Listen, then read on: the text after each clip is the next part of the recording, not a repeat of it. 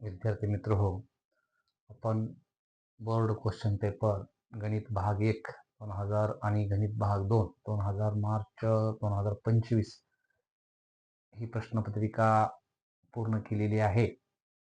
Easy mathematics या YouTube माझ्या चॅनलवर आपण पूर्ण केली. त्याचबरोबर आपण मार्च गणित भाग 2 ची बोर्ड प्रश्नपत्रिका आपण अभ्यासत आहोत. या ठिकाणी प्रश्न तिसरा पी अभ्यासणार आहोत. 3 प्रश्न येपर्यंत आपण पूर्ण केलेले आहेत.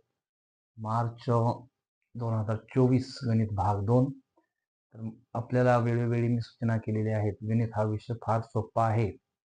आपण जर गणिताचे प्रश्न व्यवस्थित समजून घेतलात, आपल्याला गणिताचे प्रश्नच या ठिकाणी वेळोवेळी गाईडलाईन करत असतात, मार्गदर्शन करत असतात, उत्तरापर्यंत ते पोहोचवतात. आणि म्हणून प्रश्न समजून घेणं फार महत्त्वाचं आहे. म्हणून विद्यार्थ्यांनी प्रश्न समजून घ्यावा. प्रश्नच आपल्या सर्व काही सांगत असतो, वेळोवेळी मार्गदर्शन करत असतो. तर मग चला तर मग प्रश्न तिसरा बी अभ्यासूया. यामध्ये कोणतेही 2 उपप्रश्न सोडवायचे आहेत. आपल्याला 4 पैकी 2 सोडवायचे आहेत उपप्रश्न. तर मग त्यामधला पहिला अभ्यासूया. पुढील बिंदू एकरेषीय आहेत की नाहीत ते ठरवा.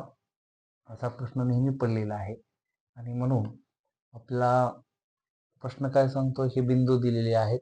प्रश्न लक्षात घ्यावा, वाचन करूया आणि मग हे 3 बिंदू आहेत. एकरेषीय आहे का नाही ठरवायचे.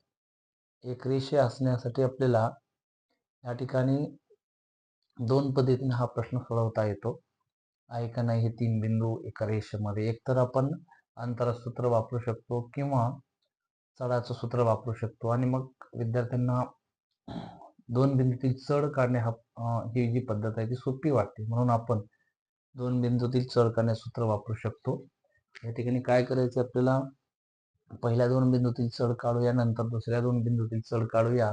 आणि तो जर चढ समान आला असेल तर याचा अर्थ काय होईल, एक बिंदू सामायिक असेल, समान असेल. याचा अर्थ आहे की एक बिंदू जर समान आहे 2 बिंदूच्या दरम्यान, म्हणजे ते तिन्ही बिंदू एकरेषीय आहेत. तर मग आपण अभ्यासूया.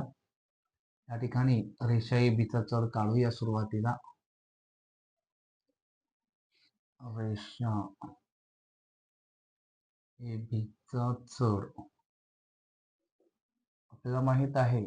आपण काय करतो, हा बिंदू x1 y1 घेतो.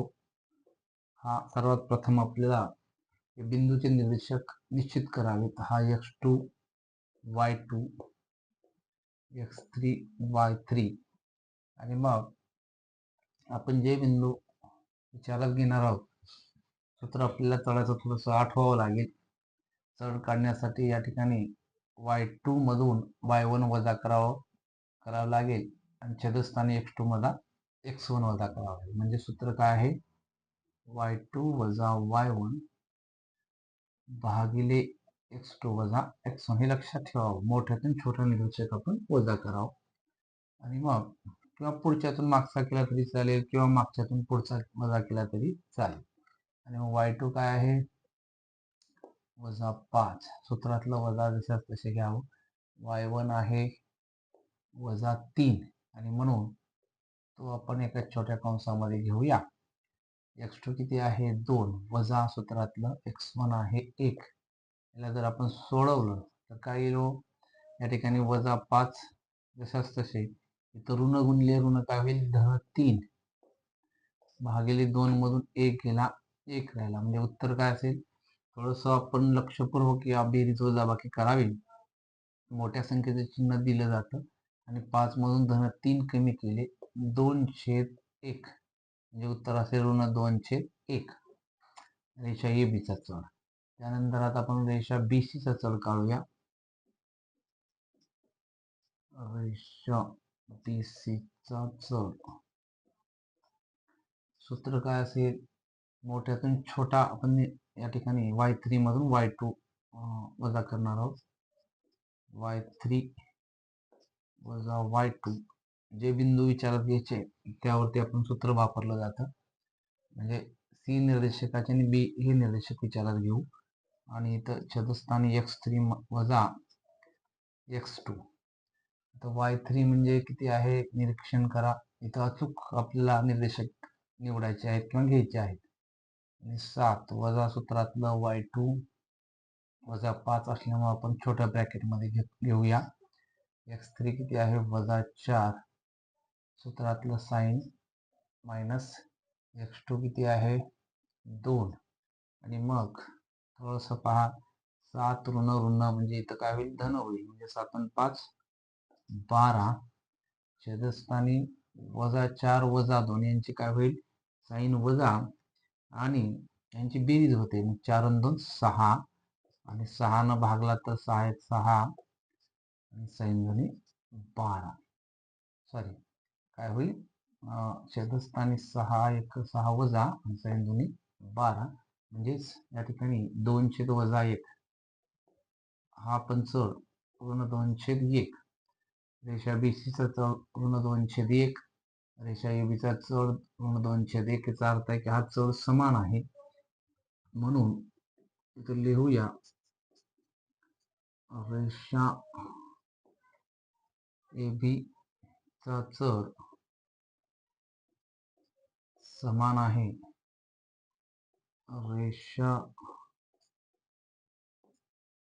बीसीचा चढ म्हणजेच या ठिकाणी बी हा बिंदू सामायिक असेल आणि म्हणून बिंदू ए बी सी हे एक रेषीय आहेत. हे एक रेषीय आहेत. जेव्हा हा चढ समान येत असेल तर आपण सांगू शकतो की एक बिंदू सामायिक आहे आणि म्हणून या ठिकाणी हे तिन्ही एकरेषीय आहेत. आणि जर चढ समान येत नसेल तर ते एकरेषीय नाहीत असा निष्कर्ष निघू शकतो. त्यानंतर आपण पुढचा उपप्रश्न दुसरा घेणार आहोत. यामध्ये पहा प्रश्न समजून घ्यावा. त्रिकोण एबीसी समरूप त्रिकोण LMN दोन त्रिकोण समरूप आहेत. आणखीन प्रश्न काय काय सांगतो आपल्याला त्रिकोण एबीसी असा काढायचा आहे की आपल्याला एबी बरोबर 5.5 centimetre BC 6 centimetre CA 4.5 centimetre आणि बीसी छेद MN हे गुणोत्तर दिलेलं आहे 5/4 तर आपल्याला त्रिकोण एबीसी व LMN काढायचा आहे. जी आकृती काढायची आहे प्रश्न समजून घ्यावा. दोन त्रिकोण समरूप आहेत. आता समरूपतेचा अर्थ काय आहे सर्वात प्रथम आपण थोडस आठवावं निरीक्षण करावं. दोन त्रिकोण समरूप असतील तर त्यांची व्याख्या काय सांगते त्यांचे संगत कोन समान असतात आणि संगत बाजूचं गुणोत्तर समान असतं. असं असेल तर ते समरूप असतात आणि म्हणून गुणोत्तर दिलेलं आहे. आपण प्रत्येक वेळी या बाजूचं गुणोत्तर समान घेऊया आणि त्रिकोण एबीसी चे माप दिलेले आहेत.